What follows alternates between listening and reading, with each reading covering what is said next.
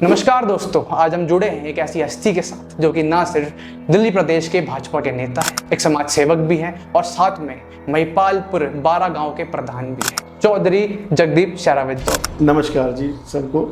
शेरावत जी, जैसे हम देख रहे हैं कि आप एक राजनेता भी हैं, आज एक समाज सेवक भी हैं और साथ में आप 12 गांव के प्रधान भी हैं, तो ये सब कुछ मैनेज करना और यहाँ तक पहुँचना आसान नहीं है। ज़रूर से ज़रूर आपकी जो ज़िंदगी रही होगी, आपकी जो एक कहानी रही होगी, ये बहुत ही संघर्षपूर्ण रही होगी। मैं चाहता हूँ कि आप कैमरे के माध्यम से हमारे दर्शकों को अपनी कहानी बताएं। नो डाउट, संघर्ष तो हर चीज़ में ही होता है और जीवन में बिना संघर्ष कुछ मिलता नहीं है कभी भी। और 35 साल से मैं राजनीति में हूँ और समाज सेवा तो हमने अपने पिता से सीखी है, तो वो भी हमेशा लोगों से जुड़े रहते थे। तो सोशल वर्क और लोगों के काम आना, उनके साथ खड़े रहना दुख सुख में, ये हमारे ब्लड में ही है और वही हम अपना फ़र्ज निभाते हैं। और ये जो प्रधान की जिम्मेवारी है, ये पंचायती पद है, ये दिया इन्होंने प्रधान जी ने और इसको हम दिल से निभाते हैं। बाकी राजनीति और वो भी लोगों की जनसेवा के रूप में ही करते हैं। शेरावत जी, हम आपके इन विचारों को सराहना करते हैं, पर अभी फिलहाल में हम देख रहे हैं जो मुंडका और UER2 हाईवे है, इस पे बहुत विवाद चल रहा है, लोगों को बहुत परेशानी हो रही है, आम इंसान बहुत ही ज़्यादा परेशान है। इस विवाद पे आपकी क्या राय है? ये विवाद का कोई विषय तो नहीं है, क्योंकि धरती पुत्र जो हैं, मूल निवासी हैं, उनकी ज़मीनें हैं, उनके रेवेन्यू रोड की ज़मीनें हैं। वहाँ से अगर कोई रास्ता निकलता तो गांव के ग्रामीणों को दिन में 10 बार 50 बार निकलना होता है। अगर वो हर बार टोल देंगे तो कैसे संभव होगा। और ये हमेशा से रहा है कि भाई जिस गांव के वहाँ टोल होता है तो उनकी पहले टाइम तो, अभी तो ये हो गया फास्टैग, पहले तो RC लाइसेंस दे के उनको मुक्त किया जाता था, टोल से नहीं देना होता था। ट्रैक्टर हो गया जैसे और हो गया, तो ये तो जायज़ डिमांड है, विवाद नहीं है। हमारा एक डिमांड है, हमारा मांग है, क्योंकि ये हमारा मूलभूत अधिकार है, संवैधानिक अधिकार है। शेरावत जी, जैसे अभी सरकार से ये मांग रखी थी, वहाँ के जो नागरिक हैं उन्होंने कहा था कि हमारे लिए टोल माफ़ कीजिए, हमारा तो रोज़ आने जाना है यहाँ पे, हम कमाएंगे क्या और टोल क्या देंगे और घर क्या ले जाएंगे। तो सरकार ने ये बोला कि जो 20 किलोमीटर का रेडियस है उसके अंदर जो लोग वहाँ पे रहते हैं, वहाँ के मूल निवासी है, उनके लिए हम टोल माफ़ कर देंगे। लेकिन जब हम उनके पास गए, हमने उनसे पूछताछ करी, तो हमें वहाँ से पता लगता है कि ये बस बोलने की बातें हैं। सरकार ने बोल दिया पर ऐसा कुछ होने नहीं वाला, क्योंकि उन्हें भरोसा है कि पहले भी शायद उनके साथ नहीं हुआ ऐसा, या सरकार ने पहले भी उनको धोखे में रखा। तो आपके क्या विचार हैं इसमें? नहीं, मैं आपसे यही कहना चाहूँगा, तो मोदी जी की सरकार है, भाजपा की सरकार है, डबल इंजन है। अब तो कॉरपोरेशन में हम, ये तो बहुत सहानुभूति वाली सरकार है। मोदी जी हमेशा लोगों की सुनते हैं, तो हमें पूर्ण उम्मीद है कि बहुत सहानुभूतिपूर्वक और लोगों की भलाई के लिए, जैसे GST कम किया है अभी प्रधानमंत्री जी ने, और भी अनेक लाभकारी योजना शुरू करी है।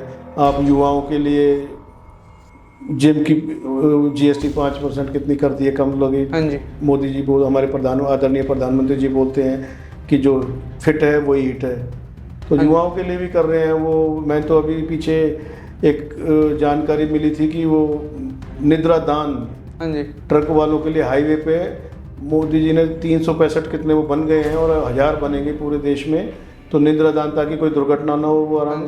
तो वो इतना सोचते हैं सभी के लिए, तो हमें पूर्ण उम्मीद है कि वो हमारी भी मांगे सुनेंगे और बहुत हमारे हित में फैसला लेंगे और हम उनके आभारी रहेंगे।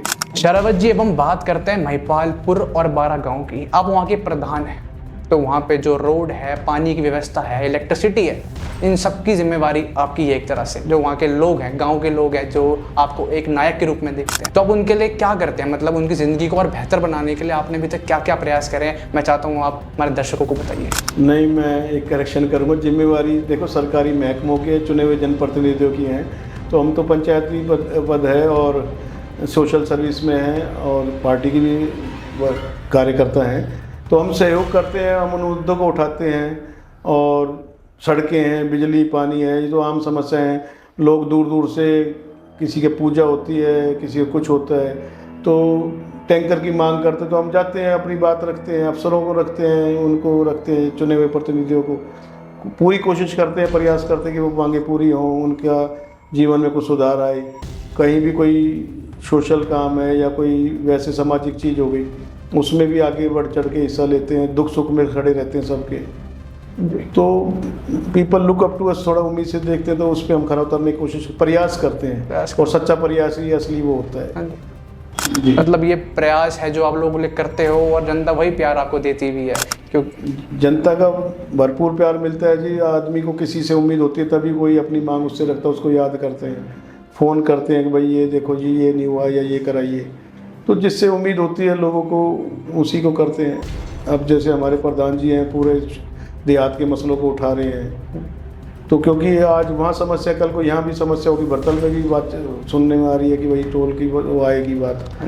तो अगर हम सभी देहात के लोग एकजुट रहेंगे, मिल के काम करेंगे, तो समस्याएं कम होगी, क्योंकि आपको पता है ग्रामीण क्षेत्र में समस्याओं का तो अंबार लगा रहता है। दोस्तों, आपने देखा कि कैसे शेरावत जी ने गांव से लेके, पंचायत से लेके और जो मुंडका में अभी प्रोटेस्ट चल रहा है उन सबको कवर किया, उन सबके बारे में अपनी राय दी। अब मैं चाहता हूँ कि शेरावत जी आप कुछ अपील करना चाहे जनता से, यार आप कुछ बोलना चाहे प्लीज़। अपील यही है जी कि सभी अपने अधिकारों के प्रति सचेत रहें, जागरूक रहें, इकट्ठे रहें, क्योंकि एकता में ही बल होता है। और अपने अधिकारों के प्रति, या जो हमारे कानूनी और सही अधिकार हैं उनके लिए हम प्रयास करते रहेंगे, संघर्ष करेंगे, तो जीवन थोड़ा सुखमय रहेगा, ग्रामीणों का भी संघर्ष थोड़ा कम होगा। यही अपील है। धन्यवाद शेरावत जी, आपने जो हमें अपना कीमती समय दिया और हमको इतनी अच्छी अच्छी बातें बताई। मैं चाहता हूं कि ऐसे और पॉडकास्ट सुनने के लिए, ऐसे और इन्फॉर्मेटिव और यूजफुल कंटेंट के लिए आप सब्सक्राइब कीजिए अपना चैनल अनफिल्टर्ड सक्रिय भारत। जय हिंद, जय भारत। जय हिंद, जय भारत।